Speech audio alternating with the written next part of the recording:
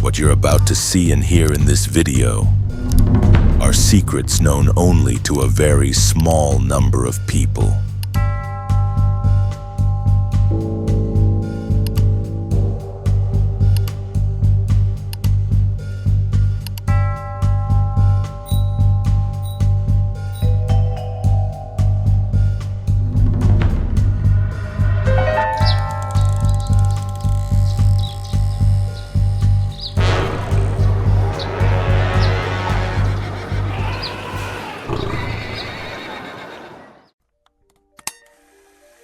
This is the Jardin des Plantes. From above, this sprawling garden looks nothing more than a peaceful escape from the noise of central Paris. A 60-acre botanical garden sitting right on the edge of the Seine. But this is not just another park. It is one of the oldest botanical gardens in the world, dating back to the 17th century. A true green oasis in the heart of the city, home to more than 10,000 species, and hidden within these grounds is the National Museum of Natural History, a well-kept secret dedicated to the study of life. Today, we are exploring millennia of natural history.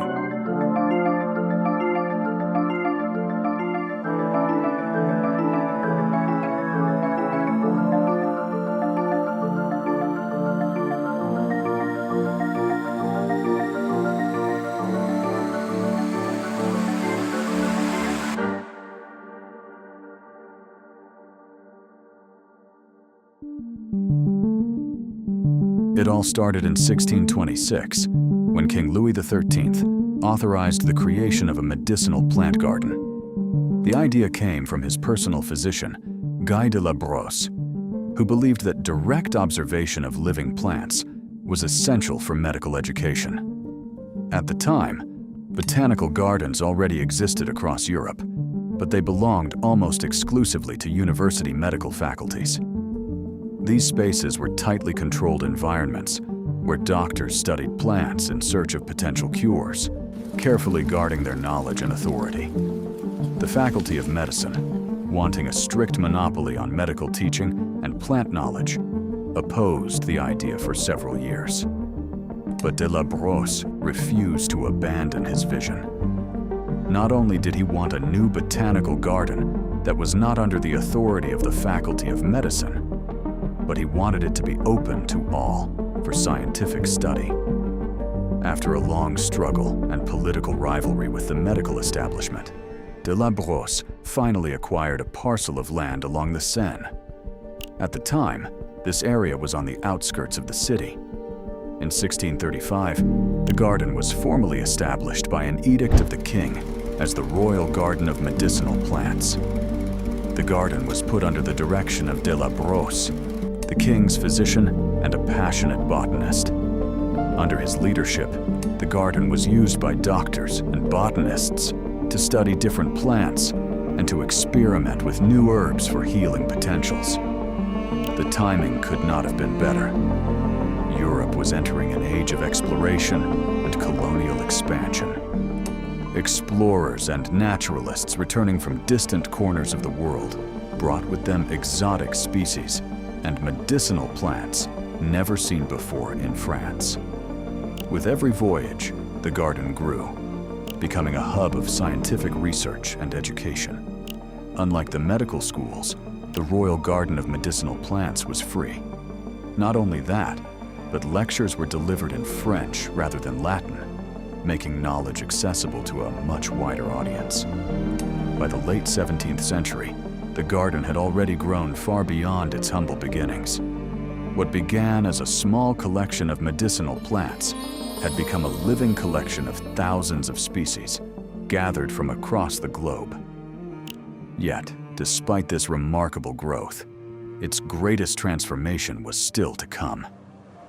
The 18th century brought an explosion of knowledge unlike anything Europe had ever witnessed. This was the Age of Enlightenment, a period of significant intellectual movement, which saw people questioning traditional beliefs about the natural world and human origin. Paris stood at the center of this movement. In this rapidly changing scientific landscape, The garden was about to enter a new era under a new leader. In 1739, Georges-Louis Leclerc, Comte de Buffon, was appointed director. Buffon was deeply passionate about observation and experimentation. Under his leadership, he doubled the size of the garden and redesigned the layout.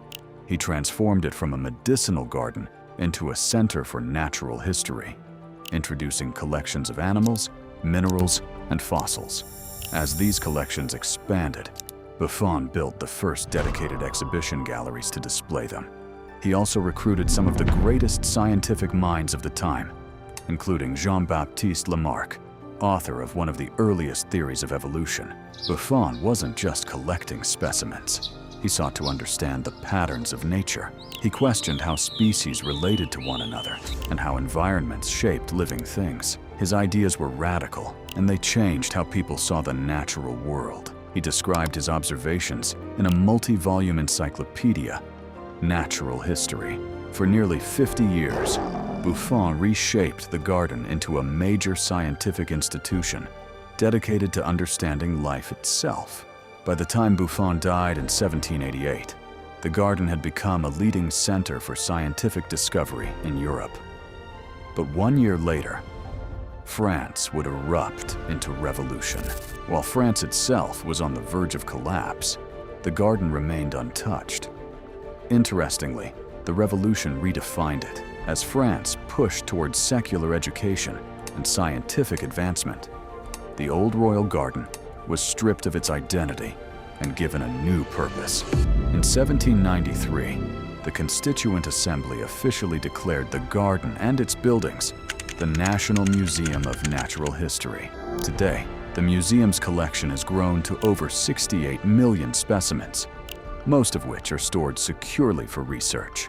Hundreds of researchers are working behind the scenes, learning about the past, observing the present, and trying to understand the future. But to truly grasp the scale of it all, you have to step inside.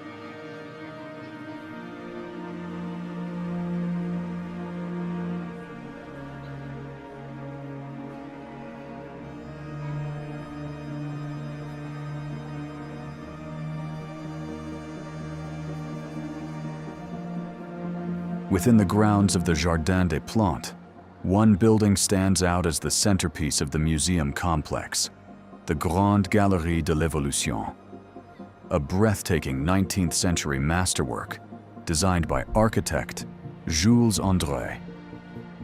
The Great Gallery of Evolution is one of the most important natural history exhibition spaces in Europe. Today, it focuses on explaining biodiversity, evolution, and humanity's relationship with the natural world. But the building itself has a long history. Before this gallery existed, the museum's collections were displayed inside smaller rooms, known as the Cabinet of Natural History. These early exhibition spaces were originally created for the Royal Garden of Medicinal Plants in the 17th century. After the French Revolution transformed the Royal Garden into the National Museum of Natural History in 1793, the collections expanded rapidly. Explorers, scientists, and even soldiers started traveling the world and bringing back treasures. Very quickly, the Cabinet of Natural History became too small. Museum administrators decided to construct a new gallery dedicated entirely to zoology. The project was assigned to architect Louis-Jules André to design a space large enough to display animals to the public, while also supporting scientific research. His design reflects the bold architectural spirit of late 19th century France, with a large glass roof to allow natural light to enter. The building was opened a few months after the inauguration of the Eiffel Tower in 1889 and was then known as the Zoology Gallery. Unfortunately, this building would not remain in perfect condition for long. By the early 20th century, the building was already showing signs of aging. Maintaining such a large structure requires huge funding. The situation worsened during the Second World War, as funding was cut off and the building was left in a state of disrepair. The glass roof deteriorated, and water leaks threatened both the building and the animal specimens inside. Many animals were removed and placed into storage, while the once celebrated exhibition space remained largely abandoned. But the French authorities launched a major restoration project to save this iconic museum in the late 20th century. In 1994, it was reopened under its current name as the Grand Gallery of Evolution, with more than 7,000 preserved specimens. The visit begins on the ground floor, where a gigantic skeleton of a southern right whale welcomes you. There is also a specimen of a basking shark mounted and suspended as if swimming gracefully in water. This giant shark is the second largest living shark and fish. But the good part is that it is incredibly docile and poses no threat to humans, despite its massive size. This level is a vivid representation of marine environments, and it immediately establishes the scale of life in the oceans. It is a world of silence, where different aquatic animals flourish at different levels. You see how the coral reefs are made up of numerous living elements, and how many mammals, like the bottlenose dolphin and the dugong, evolved to survive in the deep. The narwhal, often called the unicorn of the sea, is another interesting specimen represented on this level. The famous horn is actually the upper left tooth that can grow up to 10 feet long. If you think the marine environment is interesting, wait until you get to the next level.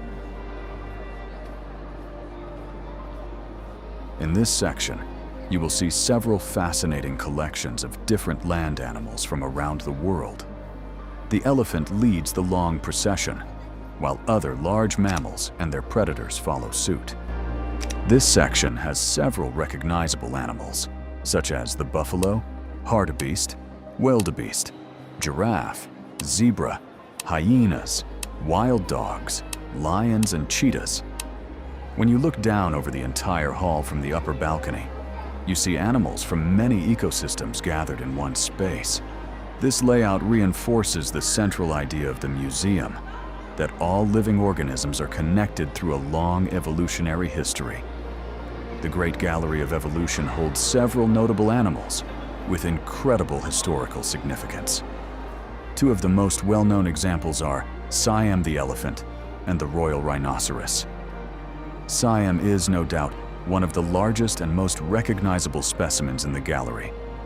Siam was an Asian elephant, born in India in 1945. He was trained and used for hauling logs in the forest before being brought to Europe to perform in the circus. Siam performed in traveling shows and appeared in a few films, but he became increasingly violent. When his trainer could no longer handle him, he was given to the Paris Zoological Park, where he spent his final days. Siam was the star of the zoo and the father of 14 calves. He lived for 53 years, and after his death, he was preserved and eventually became part of the museum's collection. Another historically important specimen is the royal rhinoceros of King Louis XV. The rhinoceros was gifted to King Louis XV in 1769 and lived in the royal menagerie of Versailles. The famous director of the royal garden, Comte de Buffon, came to study this incredible animal when he was brought to France. He represents the largest species of rhinoceros on the Asian continent. After his death, he was transferred to the museum for further study. He was preserved and became one of the earliest large-scale taxidermy specimens created by the National Museum of Natural History. His skeleton was removed and displayed in the Comparative Anatomy Gallery, which we will get to shortly, and his skin was taxidermied and moved here at the end of the 19th century. His preservation marked an important moment in the development of natural history science in France. At the time, large animals were rarely preserved with this level of detail, making the rhinoceros a significant scientific reference for study. Today, it stands in the gallery as both a historical artifact and a reminder of how scientific methods of preservation have evolved. Leads to another major building within the museum complex, the Paleontology and Comparative Anatomy Gallery.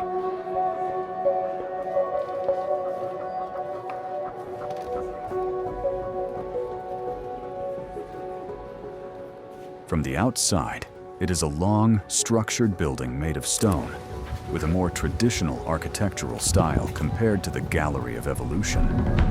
And that difference reflects exactly what is inside.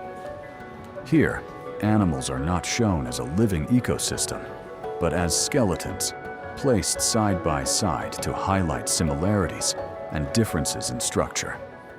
The construction of this building began in the late 1890s, when the former galleries of comparative anatomy were running out of space.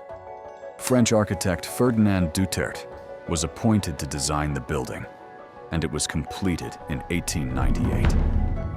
The Gallery of Comparative Anatomy occupies the ground floor and houses nearly 1,000 animal skeletons, packed wall to wall. This is one of the most interesting parts of the gallery. By walking among these bones, you begin to see how every living thing is connected through evolution. When you look at birds, reptiles, and mammals, they all look different on the surface. But this section gives you a clear visual explanation of evolutionary biology. When you compare their bones, you see the same skeletal framework, even if they serve different purposes. Another visually striking element of the gallery is the whale skeleton display. Suspended above the central hall, the skeleton of a large whale draws immediate attention when visitors enter. Its size alone sets the tone for the entire space. It also serves a scientific purpose. The whale skeleton helps illustrate how mammals adapted to aquatic life. Despite living entirely in water, whales share structural similarities with land mammals, particularly in their bone structure. Further inside the gallery, the focus shifts from modern anatomy to ancient life. The paleontology section contains fossils of species that lived millions of years ago. While most are partial remains that have been reconstructed, the gallery holds more than 300 complete skeletons. One of the most striking skeletons in the gallery is that of the Durfort mammoth. This skeleton has been there since this gallery opened in 1898. It is one of the most complete mammoth fossils known in the world, with as much as 90% of it still intact. This bone that you are looking at belonged to an animal that lived about 1,700,000 years ago. This is the beauty of this place. It serves as a literal time machine that allows scientists to understand the hidden past and uncover the origins of life. By the way, despite standing nearly 4 meters tall and 6 meters long, the Durfort mammoth preserved here is believed to be a young male. Now imagine how big it can grow when it becomes a full adult. That's the essence. This place helps us understand animals that are impossible to observe in the wild today. Another animal that has fascinated scientists for generations is the dinosaurs. These large reptiles ruled this planet for over 160 million years. Although they have gone extinct, we now know much about them from their fossils. The gallery holds several casts of these historic reptiles, as well as the authentic skull of some species. While the Gallery of Paleontology is best known for its skeleton displays, a significant part of the collection focuses on fossils that preserve life in different ways. Not all fossils are complete bones. In many cases, what remains are impressions, traces, or partially preserved organisms trapped in rock over millions of years. One of the most common types of fossils in the gallery is ammonites. These spiral-shaped marine creatures lived in the oceans long before dinosaurs disappeared. Their shells fossilized in large numbers, and today they are used as important reference points for dating geological layers. The gallery also has a cast of the Parapuzotia sepinridensis, the largest known species of ammonite. The original fossil measures nearly 6 feet. Once again, this proves that the history of nature is incredibly fascinating.